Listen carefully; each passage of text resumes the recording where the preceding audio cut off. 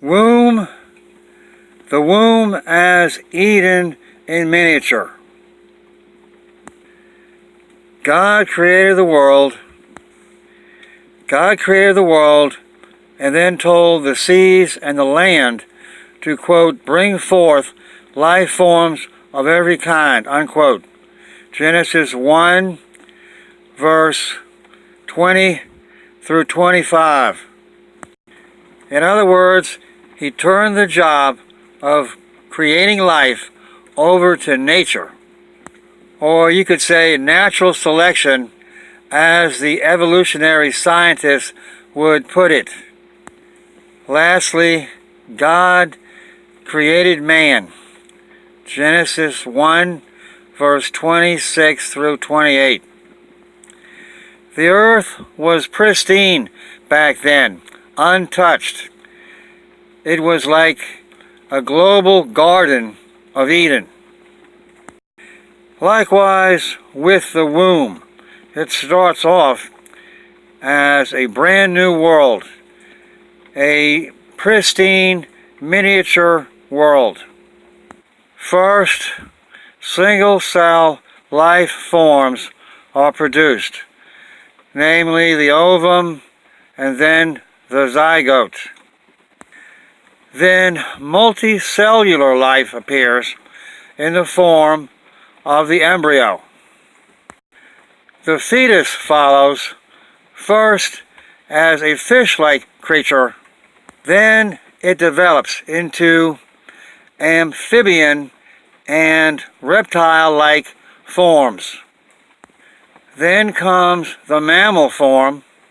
Finally, the growing brain passes the threshold of full human stature in terms of size and complexity. The fetus, the human fetus, goes through these animal-like stages just so mother can produce her baby. Just like God empowered nature to produce species that reproduce after their own kind, but also produce additional species more and more complex until the level of mankind was finally reached over a process taking billions of years. But then the supposedly first man and woman are expelled from Eden by their Creator due to their sins. Genesis 3, verse 22 through 24. Likewise, the mother goes to an abortion clinic in order to evict her own offspring. Yes, the woman, given the privilege of playing the Creator by producing children, she switches over to playing a devilish version of God. The womb, no longer pristine once it is invaded by the serpentine suction hose, becomes a place of unspeakable evil. For its original purpose of life-giving has been replaced by life-taking. It has become stained with death. The God figure, the mother, has become a devilish version of God.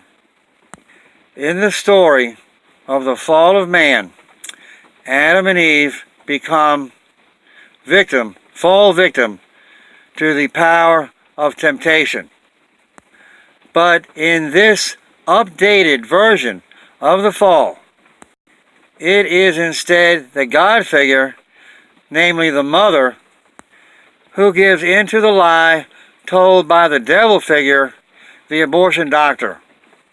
Here, it isn't so much the fall of man, but the fall of God that is being portrayed. To sum it up, having an abortion is like God falling into sin, becoming the opposite of God, the devil himself. To leave comments or to ask questions, email me at joegracegrace@gmail.com. JOEGRACE GRACE